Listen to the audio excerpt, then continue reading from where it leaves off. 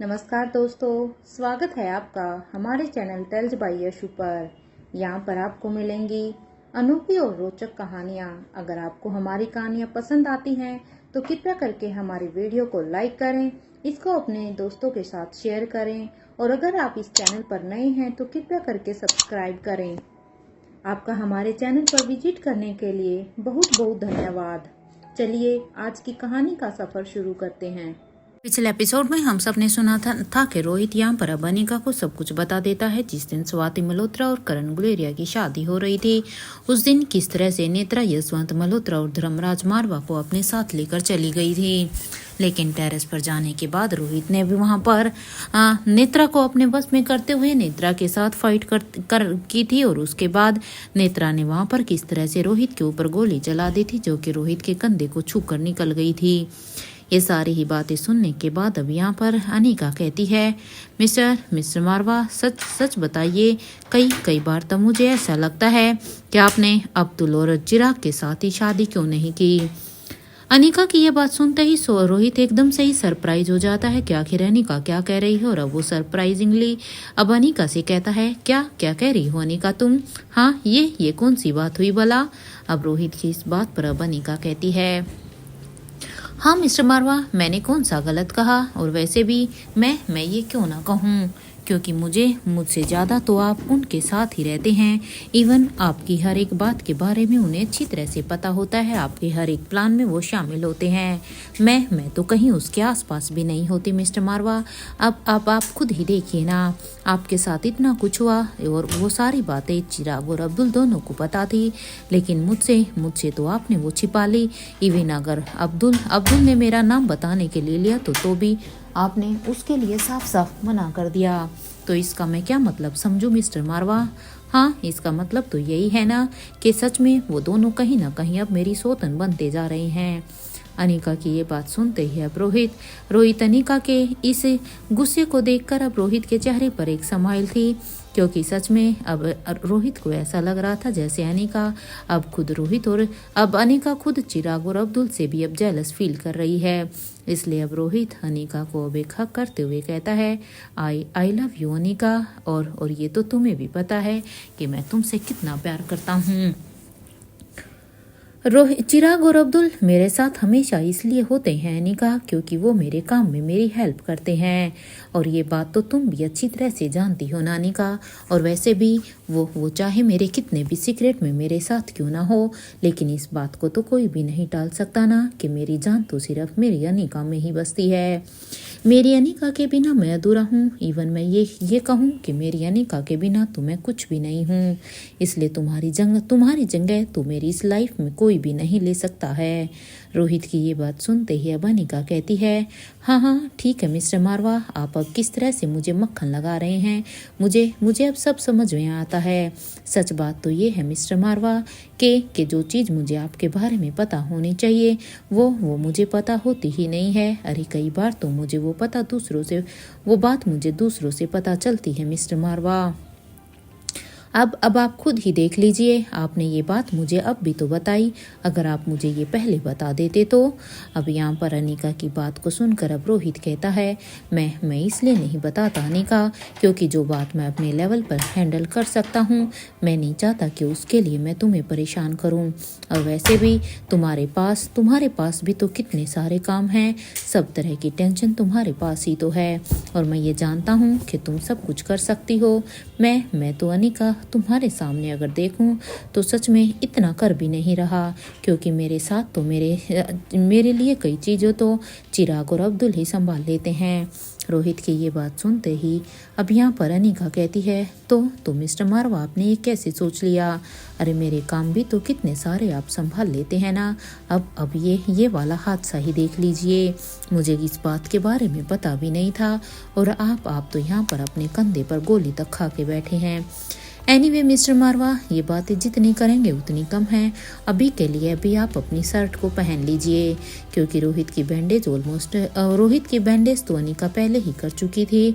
अब अनिका की ये बात सुनते ही अब रोहित कहता है, क्यों अनिका, अब मैं अपनी शर्ट क्यों पहन लूँ?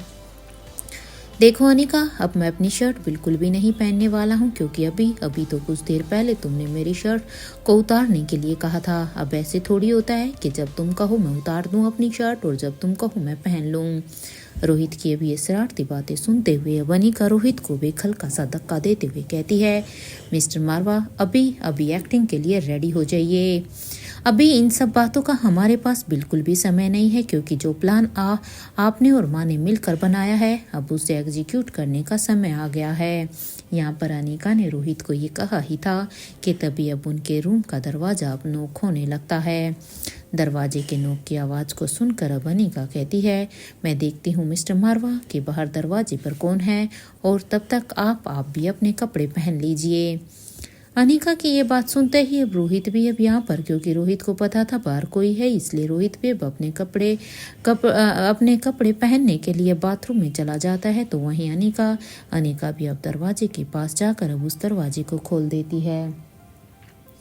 अनिका ने जैसे ही वहाँ का दरवाज़ा खोला तो वहाँ पर सामने शिवराम खड़ा हुआ था। शिवराम को वहाँ पर देखकर अब अनिका कहती है, हाँ कहिए। तो अब यहाँ पर अनिका देखती है कि शिवराम के हाथ में तो एक बॉक्स था, और अब शिवराम अनिका की तरफ अब उस बॉक्स को बढ़ाते हुए कहता है, मैडम ये आपके लिए आया है। वो क्या है ना कि ओमकार सर ये आपके लिए लाए थे। उन्होंने साफ साफ कहा है कि मैं इसे बस सिर्फ और सिर्फ आपके ही हाथों में दूँ। शिवराम की ये बात सुनते ही अब अनिका कहती है, कहाँ है ओमकार? क्या वो अभी भी यहाँ पर मारवा हाउस में ही है? अनिका की इस बात को सुनकर अब शिवराम कहते हैं, मैडम वो सनी सर के साथ हैं, वो अभी उन्हीं के साथ ही गए हुए हैं। ये सुनते ही अब अनिका भी अब उस बॉक्स को शिवराम के हाथों से ले लेती है। तो वहीं शिवराम अब कहता है, मैडम ब्रेकफास्ट, आप दोनों का ब्रेकफास्ट रूम में भिजवा दूं या फिर आप दोनों नीचे आ रहे हैं? यहाँ पर शिवराम ने इतना ही कहा था कि तभी अब अनिका शिवराम से कहती है, आप ऐसा कीजिए, आप हम दोनों का ब्रेकफास्ट यहीं हमारे कमरे में ही ले आइए। अनिका की ये बात सुनते ही अब शिवराम कहता है, ओके मैडम, मैं आपका ब्रेकफास्ट भिजवाता हूँ। और ये कहते हुए ही शिवराम अब वहाँ से अनिका को ग्रीट करते हुए वहाँ से चला जाता है। तो यहाँ पर अब अनिका शिवराम के जाने के बाद अब फिर से अपने दरवाजे को बंद कर देती है। अब तक रोहित भी बाथरूम से अब अपने कपड़े चेंज करके आ जाता है, और अब वो कहता है, ये क्या है अनिका? तुम्हारे हाथ में ये बॉक्स कैसा है? किसने भेजा है ये बॉक्स? रोहित की इस बात पर अब अनिका कहती है, मिस्टर मारवा, ये समझ लीजिए, इसमें एक जादू है। अब अनिका की ये बात सुनकर अब रोहित कहता है, जादू? कैसा जादू? किसने भेजा है ये बॉक्स जो जिसे तुम जादू कह रही हो? रोहित की ये बात सुनकर अब यहाँ पर अनिका कहती है, मिस्टर मारवा, ये किसी जादू से कम नहीं है। ये बॉक्स राजलक्ष्मी ने भिजवाया है। वो क्या है ना कि रेखा मौसी अभी नेत्रा के सम्मोहन में है, तो ये बॉक्स नेत्रा मौसी की हेल्प करने के लिए है। अनिका की ये बात सुनते ही अब रोहित कहता है, अनिका जरा एक बार टीवी को तो ऑन करो। अब तक तो शायद वो न्यूज़ सब जगह फैल चुकी होगी। रोहित की ये बात सुनते ही अब अनिका भी अब उस बॉक्स को खोलते हुए कहती है, mister Marwa, no need for this, mobile में न्यूज़ लिंक आ गई है। और वैसे भी मुझे पूरी उम्मीद है कि इस न्यूज़ ने तो नेत्रा को एकदम से ही बौखला दिया होगा, क्योंकि जैसे ही ये न्यूज़ नेत्रा के कानों में गई होगी, नेत्रा का तो मानो शीला को लेकर खून खोल रहा होगा कि अभी के भी शीला उसके सामने आ जाए तो वो शीला को अपने हाथों से मौत के घाट उतार दे।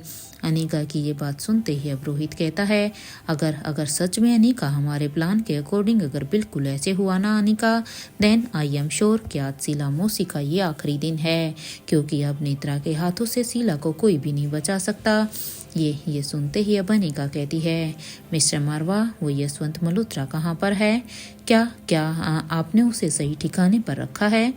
अनिका की ये बात सुनते ही अब रोहित कहता है, यहाँ मासी से पूछना पड़ेगा इसके बारे में तो कि आखिर यशवंत मल्होत्रा कहाँ है, क्योंकि लास्ट टाइम मासी ही उनके साथ थी। ये सुनते ही अब अनिका कहती है, तो फिर जल्दी से चलिए मिस्टर मारवा, हमें देर नहीं करनी चाहिए।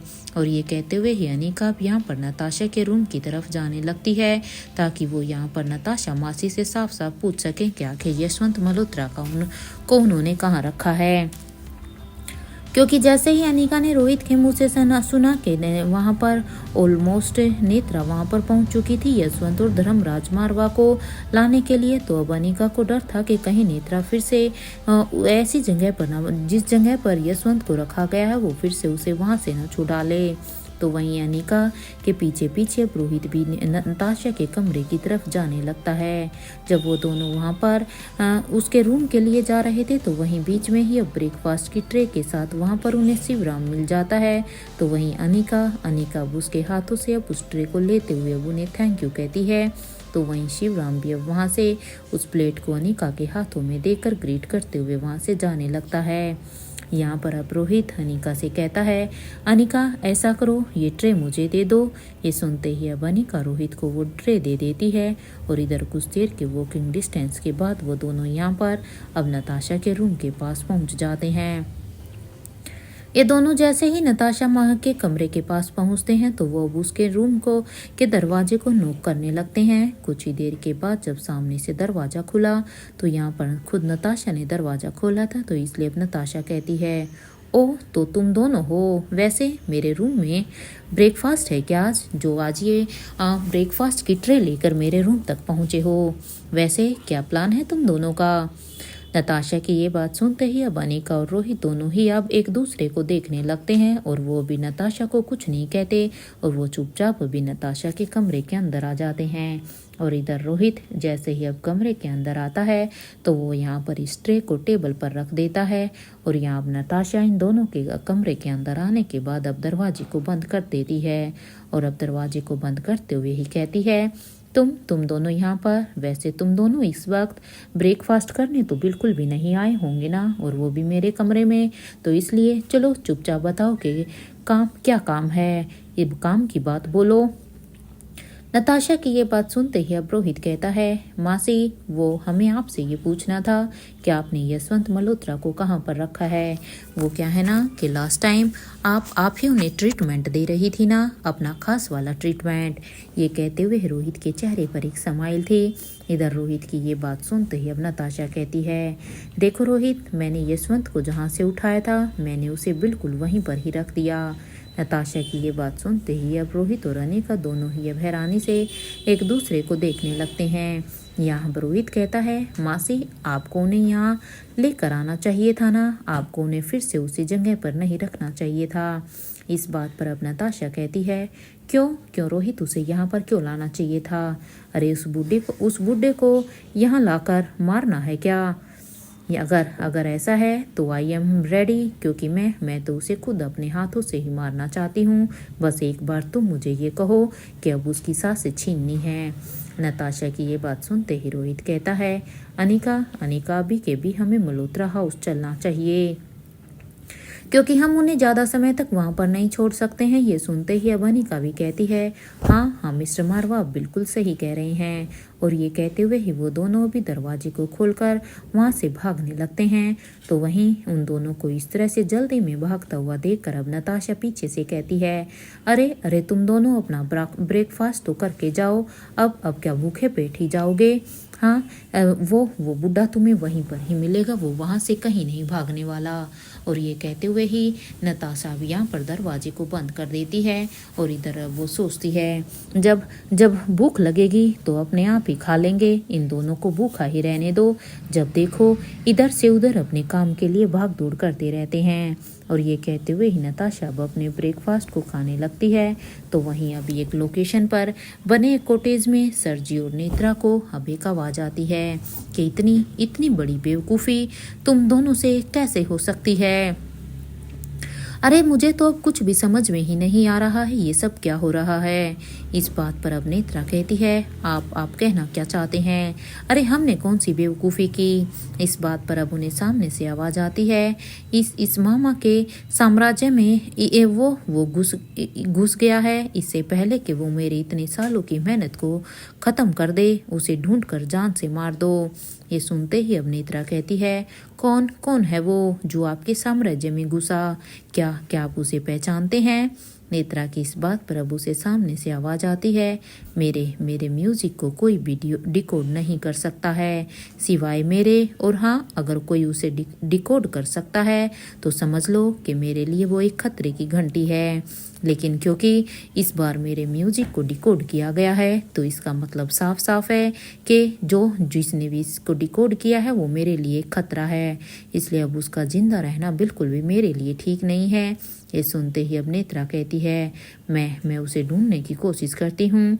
लेकिन अभी यहाँ पर नेत्रा ने लेकिन ही कहा था कि तभी नेत्रा के लेकिन पर अब सर जी कहते हैं, क्या कोई मुझे भी बताएगा कि आखिर उस शीला का क्या करना है। अरे शीला ने कितनी बड़ी बेवकूफ़ी की है, उसने मेरी मेहनत पूरी की पूरी बर्बाद कर दी है। इस शीला को तो मैं बिल्कुल भी नहीं छोड़ूंगा। क्या तुम दोनों उसका कुछ करने वाले हो, या फिर मैं शीला को अब अपने हिसाब से देखूं। सच में सालों पहले शीला ने जो गलती की थी, अरे उसके बाद तो एक अब होप नजर आई थी कि अब हम अपने मकसद में कामयाब हो सकते हैं, क्योंकि राजीव के बच्चे अब हमें मिल जाएंगे। लेकिन देखो शीला ने फिर से अपने पर्सनल डिस्प्यूट के कारण फिर से उन दोनों को मार दिया है। सर जी की इस बात पर अब उन्हें आवाज़ आती है, शीला की भी वही सज़ा है जो हमारे ग्रुप में सभी की होती है, क्योंकि अगर एक तरफ से देखा जाए तो शीला ने हम सबको धोखा दिया है।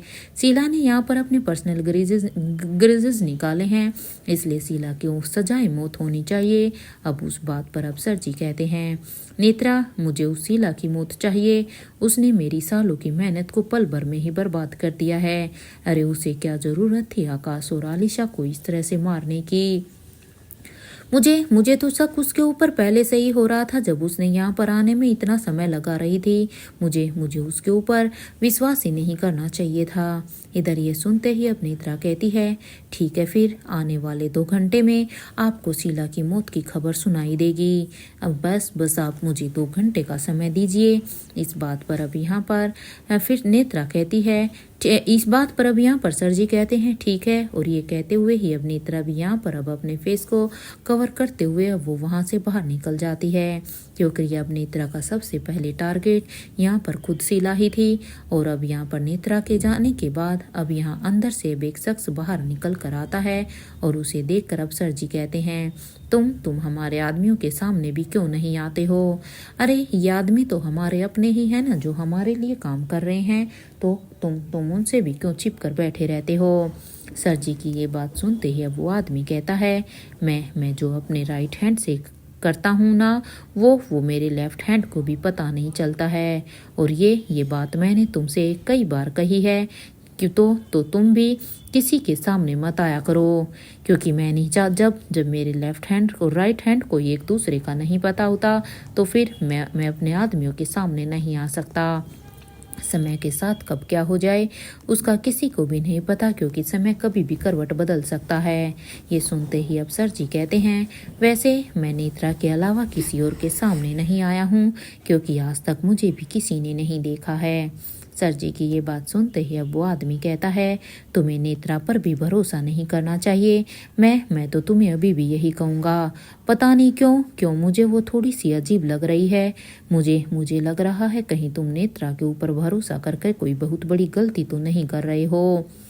उस शख्स की ये बात सुनते ही अब सर जी कहते हैं, अजीब लग रहा है, इसका क्या मतलब है। अरे नेत्रा में अब क्या अजीब लग रहा है। इस बात पर अब वो आदमी कहता है, पता नहीं, लेकिन मुझे ऐसा फील होने लगा है कि नेत्रा भी अभी वही गलती करने जा रही है जो कि एक वक्त पर राजीव, शीला और अक्षय वर्मा, दमयंती, इन सभी ने एक साथ की थी। ये सब अपनी पर्सनल दुश्मनी के चक्कर में इन सभी ने हमारे मिशन को इग्नोर किया था। और मुझे अब नेत्रा के साथ भी यही फीलिंग आ रही है, मानो नेत्रा भी यहाँ पर अपनी पर्सनल दुश्मनी निकाल रही है। कहीं नेत्रा भी अनीका और रोहित से अपना पर्सनल बदला लेने के चक्कर में हमारे मिशन को बीच में ना छोड़ दे। क्योंकि देखो, एक अपने पर्सनल दुश्मनी के चक्कर में शीला ने जो भी कुछ अभी किया है उसका खामियाजा तो अब हमें हमेशा के लिए भुगतना ही पड़ेगा। क्योंकि हमें राजीव और करण के बच्चे चाहिए थे, तो अब राजीव के बच्चे तो अब इस दुनिया में नहीं रहे, तो बस बची तो वो करण की बेटी ही है। इस बात पर अब सर जी कहते हैं, तुम चिंता क्यों कर रहे हो? नेत्रा हमें बीच में कभी भी नहीं छोड़ेगी, मुझे नेत्रा पर पूरा भरोसा है। सर जी की ये बात सुनते ही अब वो आदमी कहता है, लेट्स सी इन फ्यूचर। वैसे हमारे आदमी का क्या हाल करके भेजा है ना उस किंग और कविन आलिशा ने। वैसे उस आलिशा को तो सजा मिल गई है, लेकिन अब बारी है उस किंग की। हालांकि ये कविन आलिशा हमारे काम आ सकती थी क्योंकि वो राजीव की बेटी थी, लेकिन फिर भी चलो जो भी हुआ उसे उसके किए की सजा तो मिल ही गई। लेकिन अब बारी है इस किंग की। इस किंग के साथ क्या करना है, क्योंकि ये किंग कौन है अभी तक तो हमें इसके बारे में नहीं पता है। इस बात पर अब सर जी कहते हैं, तुम कहना क्या चाहते हो? इस बात पर अब वो आदमी कहता है, स्वाति मल्होत्रा की वो फार्मेसी में ब्लास्ट कर दो। ये सुनते ही अब सर जी कहते हैं, तुम्हें पता है ना कि अगर वहां पर हमने उस फार्मेसी में ब्लास्ट किया तो वो केमिकल एयर कांटेक्ट में आ जाएगा और फिर वो फैलना शुरू हो जाएगा। इस बात पर अब वो आदमी कहता है कि तो फिर तुम्हें किस लिए उस केमिकल को बनाया था? तुमने भी तो उस केमिकल को इसीलिए ही बनाया था ना, उसे अपने कैबिनेट में सजा कर रखने के लिए तो नहीं बनाया था। ये सुनते ही अब सर जी कहते हैं, नहीं यार, मैं तो बस उन्होंने इतना ही कहा था कि तभी अब वो आदमी उन्हें बीच में ही रोकते हुए कहता है, देखो जो मैं कह रहा हूँ तुम्हें वही करना होगा। जब मैंने कहा है कि उस फार्मेसी में ब्लास्ट कर दो तो अब समय आ गया है उसमें ब्लास्ट कर दो, एंड दैट्स फाइनल। और हाँ, उस देवराज गुलेरिया को जिंदा करो। ये मेरा वो शेर है जो जितना भी भूखा हो जाए दहाड़ना नहीं छोड़ेगा। मुझे फिर से देवराज गुलेरिया पहले वाला चाहिए। इस बात पर अब सर जी कहते हैं, मैं कोशिश कर रहा हूँ उन्हें ठीक करने की यार। वैसे तुम्हें पता है इसे कहाँ चोट लगी है? इस बात पर अब वो आदमी कहता है, आई डोंट केयर कि उसे कहाँ चोट लगी है, मुझे उससे कोई भी फर्क नहीं पड़ता। बस मुझे तो हर हाल में मेरा वो शेर वापिस चाहिए और उसके लिए तुम्हें जो कुछ भी करना पड़े तुम करो। मुझे उससे कोई मतलब नहीं है, ये तुम्हारा सिर दर्द है, मेरा उससे कोई भी लेना देना नहीं है। ये कहते हुए ही वो आदमी अब अपने रूम के अंदर चला जाता है। तो अब वो जब खुद को अब यहाँ पर वो आदमी मिरर में देखता है तो उसे सामने अपना ही अस्क दिखाई देता है, जो कि अब उसे कह रहा था, क्या हुआ है दोस्त तुम्हें? वैसे मुझे तुम्हारे चेहरे को देखना है, जरा अपना मास्क तो हटाओ। इधर अपने उसे अंतरात्मा इस अक्स की बात को सुनते ही अब वो आदमी कहता है, तुम्हें मेरे चेहरे को देखने में इतना इंटरेस्ट क्यों है? हाँ, इस बात पर अब वो कहता है, अच्छा लगा मुझे तुम्हारी आंखों में डर देखकर। क्या लगा था तुम्हें इस दुनिया में कोई नहीं है जो तुम्हारी बनाई हुई धुन को डिकोड कर सके? हाँ, तुम्हें यही लगा था ना, लेकिन देखो आज तो सच में चमत्कार हो गया। अब इस दुनिया में कोई ऐसा है जो तुम्हारी इस धुन को डिकोड कर सकता है ना? इस बात पर अब वो आदमी कहता है, तुम अभी अपनी बकवास बंद करो।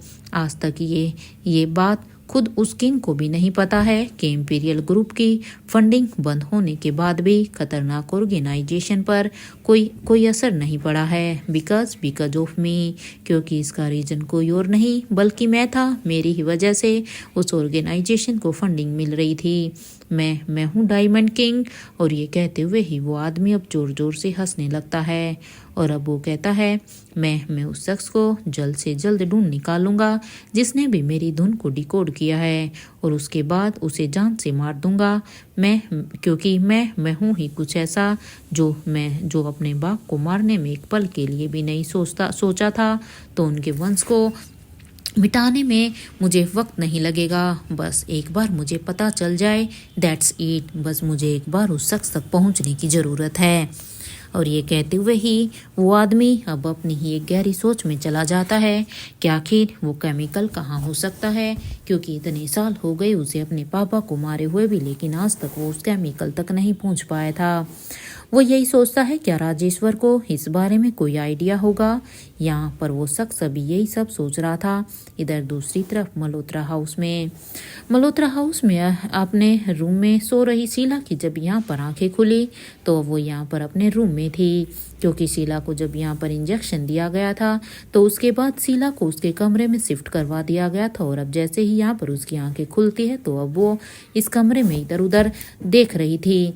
तभी उसकी नज़र अब यहाँ पर टीवी की हेडलाइंस पर जाती है, क्योंकि यहाँ पर टीवी चला हुआ था। तो उस खबर को सुनकर अब शीला के तो एकदम से ही होश उड़ जाते हैं। उस खबर को देखकर अब शीला अपने मन में सोचती है, लेकिन मैंने तो ऐसा कुछ भी नहीं किया है, तो फिर ये काम किसका हो सकता है? अरे मैंने आकाश और आलिशा को कुछ भी नहीं किया है, तो फिर ये सब कैसे हुआ? किसने मेरे ऊपर अटैक किया था? कहीं ऐसा तो नहीं जिसने मेरे ऊपर अटैक किया है उसी ने ही उन दोनों को मौत के घाट उतार दिया हो। मैं उसे नहीं छोड़ूंगी जिसने भी मेरे ऊपर अटैक किया है। और ये सब कहते हुए ही शीला को भी याद आता है, अगर ये दोनों मर गए तो कहीं सरजी और नेत्रा को ये ना लगे कि मैंने ही उन दोनों को मार दिया है। ओ शिट, ये तो बहुत ही बड़ी गड़बड़ हो गई है, क्योंकि लास्ट टाइम वो सच में मेरे साथ ही थे। अब तो सीधा सीधा सरजी और नेत्रा का शक मेरे ऊपर ही जाएगा। ये काम मैंने पहले भी किया था, इसलिए इस बार वो मेरे ऊपर बिल्कुल भी विश्वास नहीं कर पाएंगे। और अभी हो गया, मुझे यहाँ से अब भागना ही होगा, क्योंकि अगर अब मैं यहाँ से नहीं निकली तो सच में वो लोग अब मेरे तक पहुँच ही रहे होंगे। इससे पहले कि वो नेत्रा और सरजी के आदमी मेरे पीछे पड़ जाएं, मुझे अब अपनी जान को बचाना होगा, क्योंकि अब इस खबर को देखने के बाद तो वो अब मेरी एक भी बात सुनने के लिए तैयार नहीं होंगे, और वो सीधा सीधा मुझे भी अब धोखेबाज समझकर मौत के घाट उतार देंगे। ये सब सोचते हुए ही शीला अब बेड से उठकर अपने रूम से बाहर निकलकर अब वो पहले इधर उधर देखने लगती है कि कहीं उसे कोई दिखाई तो नहीं दे रहा, कहीं कोई ऐसा तो नहीं है जो उसे इस तरह से भागते हुए यहाँ पर मल्होत्रा हाउस में देख ले। शीला ने जब यहाँ पर बाहर की तरफ देखा तो उसे यहाँ पर सच में कोई भी दिखाई नहीं देता है, और वो अब यहाँ पर इसी चीज़ का फ़ायदा उठाकर वहाँ से निकलती है। जैसे ही यहाँ से शीला दरवाजे को खोलती है तो यहाँ पर शीला ने जैसे ही दरवाज़ा खोला तो अचानक से उसके सामने नेत्रा आकर खड़ी हो जाती है। सामने अचानक से इस तरह से नेत्रा को देखकर तो शीला के मानो एकदम से ही होश उड़ गए थे, क्योंकि शीला को जिस चीज़ का डर था वो बिल्कुल अभी उसके सामने वही डर था। शीला ने सोचा भी नहीं था नेत्रा इतनी जल्दी उसके पास आ जाएगी। तो वही नेत्रा भी अब यहाँ पर शीला को अपनी आंखों के सामने देखकर अब नेत्रा गुस्से में थी, इसलिए नेत्रा शीला को यहीं पर ही एक जोर का पंच मारती है। जैसे ही शीला को अब नेत्रा का ये पंच पड़ा तो शीला वहीं पर जमीन पर ही गिर जाती है। शीला के गिरने के बाद अब यहाँ पर नेत्रा कहती है, तुम्हारी हिम्मत कैसे हुई हमारे मकसद के बीच में आने की? तुम्हें कितनी बार समझाना होगा? हाँ, अरे तुम्हें पहले से ही कहा था कि अपनी ये पर्सनल दुश्मनी अपने पास ही रखो, तुम्हारी पर्सनल दुश्मनी हमारे मकसद के बीच में नहीं आनी चाहिए। लेकिन नहीं, एक ही बात को बार बार बोलने के बाद भी तुम्हारे कुछ समझ में नहीं आता है। और ये कहते हुए ही नेत्रा अब शीला के ऊपर अब यहाँ पर अटैक करने ही वाली थी कि तभी अब शीला नेत्रा को अब एक जोर का धक्का मार देती है। शीला ने जैसे ही नेत्रा को धक्का मारा तो नेत्रा वहाँ अपना बैलेंस खो देती है। तो वहीं अब शीला वहाँ से भागने की कोशिश करती है, और साथ ही साथ अब वो आवाज़ लगाती है, माँ किशन। अब यहाँ पर क्योंकि शीला अब अपने आप को बचाने के लिए मल्होत्रा फैमिली के सदस्यों को पुकार रही थी। इधर शीला की ये बात सुनते ही अब नेत्रा कहती है, इस घर में कोई भी नहीं है शीला, वो क्या है ना, आकाश गुलेरिया और आलिशा पीरामल की मौत की खबर सुनकर वो लोग तुम्हें यहाँ पर स्टाफ के भरोसे छोड़कर चले गए हैं, क्योंकि वो वहाँ पर उनके लिए गए हुए हैं। ये सुनते ही अब शीला इधर उधर देखने लगती है, क्योंकि नेत्रा की बातों को सुनकर अब शीला को लगता है सच में अब तो उसे यहाँ पर बचाने वाला कोई नहीं है। जैसे ही यहाँ पर शीला भी इधर उधर खुद के बचाव के लिए देखती है तो उसे डाइनिंग टेबल पर अब कुछ स्पाइसी चीज़ें दिखाई देती हैं। तो वहीं नेत्रा भी अब शीला के बालों को पकड़ते हुए ही अब वो उसे उठाकर कहती है, तुम्हें लास्ट टाइम पापा ने वॉर्न किया था ना शीला, लेकिन तुम नहीं माने। तो अब सजा के लिए तैयार हो जाओ, क्योंकि हमारे काम में धोखे की सजा सिर्फ मौत होती है। और ये कहते हुए ही नेत्रा अब शीला को जोर से दरवाजे की तरफ एक धक्का दे देती है। जैसे ही नेत्रा ने शीला को धक्का दिया तो उस धक्के की वजह से शीला यहाँ पर सीधा ही दीवार से टकरा जाती है और दीवार से टकरा कर वो नीचे जमीन पर गिर जाती है। और जैसे तैसे अब यहाँ पर शीला फिर से धीरे धीरे खड़ी होती है और अब जिससे शीला खड़ी होते हुए अब नेत्रा से बचते हुए दूसरी तरफ भागने लगती है। तो यहाँ पर नेत्रा अब शीला को कहती है, भागो शीला भागो, मैं भी देखती हूँ कि तुम कब तक अपनी मौत से भागती हो, लेकिन हाँ ये तो आज तय है कि तुम्हारी मौत आज निश्चित है। और ये कहते हुए ही नेत्रा अब शीला के पीछे भागने लगती है। तो वहीं शीला अब यहाँ पर एक रूम में जाकर अब जल्दी से उस रूम के दरवाजे को बंद कर लेती है ताकि वो नेत्रा से अपने आप को बचा सके। और वहीं उस दरवाजे को बंद करने के बाद अब यहाँ पर वो उस दरवाजे से चिपक कर अपनी कमर लगाकर एक अब गहरी लंबी लंबी सांसें लेती है। तो वहीं नेत्रा उस दरवाजे को बार बार नॉक करने लगती है, क्योंकि नेत्रा आज हर हाल में शीला को मौत के घाट उतारना चाहती थी। नेत्रा इतनी जोर जोर से नॉक कर रही थी मानो वो दरवाजे को कभी भी तोड़ सकती है। ये देखकर अब शीला एक तो वैसे ही कमजोर थी, क्योंकि शीला को यहाँ पर पहले से ही चोट आई थी, लेकिन खुद को बचाते हुए अब वो विंडो के पास जाकर अब बिना कुछ सोचे समझे ही अब सीधा ही वहां से जंप कर देती है, क्योंकि शीला को पता था कि वो नेत्रा को ज्यादा देर तक इस दरवाजे को खोलने या तोड़ने से नहीं रोक पाएगी। इधर शीला की हाइट की वजह से शीला के पाँव में अब एक जैसे ही वो ऊपर से जंप किया तो उसके पाँव में मोच आ गई थी। उसे भी यहाँ पर उसके पैर में काफ़ी दर्द भी हो रहा था, लेकिन अब वो बिना अपने दर्द की परवाह किए बिना ही वो अब गार्डन से बैकयार्ड की तरफ जाने लगती है, क्योंकि शीला के सामने अब उसके पैर का दर्द कुछ भी नहीं था। उसे बस अब हर हाल में अपनी जान बचानी थी। इधर कुछ ही देर के बाद वो जैसे ही पार्किंग एरिया में पहुंचती है तो उसे वहां पर काफ़ी गाड़ियां दिखाई देती हैं। इन गाड़ियों को देखकर अब शीला इनमें से एक गाड़ी के पीछे जाकर छुप जाती है। तो वहीं अब तक नेत्रा ने उस रूम के दरवाजे को सच में तोड़ दिया था। और अब जैसे ही नेत्रा उस कमरे के अंदर आकर अब वो आती है तो वो यहाँ पर शीला को नहीं पाती। तो अब शीला को वहां ना पाकर अब नेत्रा उसे उस कमरे में ढूंढने लगती है। पूरे रूम में ढूंढने के बाद अब जब उसे शीला कहीं पर भी दिखाई नहीं दी तब नेत्रा कहती है, आखिर ये शीला कहाँ मर गई? वो अभी तो इस रूम में यहीं पर ही थी। एक मिनट, कहीं वो इस विंडो से तो नहीं कूद गई? क्योंकि जब नेत्रा ने इस कमरे की विंडो को खुला देखा तो अब नेत्रा का शक यकीन में बदल जाता है। अब नेत्रा कहती है, वैसे हो भी सकता है, उसका कोई भरोसा नहीं है, क्योंकि अपनी जान बचाने के लिए ये औरत कुछ भी कर सकती है, लेकिन मैं भी देखती हूँ कि आज ये मेरे हाथों से कैसे बचती है। अब यहाँ पर नेत्रा अब कहती है, शीला तुम्हें पता है मेरे भाई महेंद्र तुम्हें नागिन कहता है और मुझे 100 मुंह वाली नागिन। तो अब तुम देखोगी कि ये नागिन तुम्हारा क्या हाल करती है।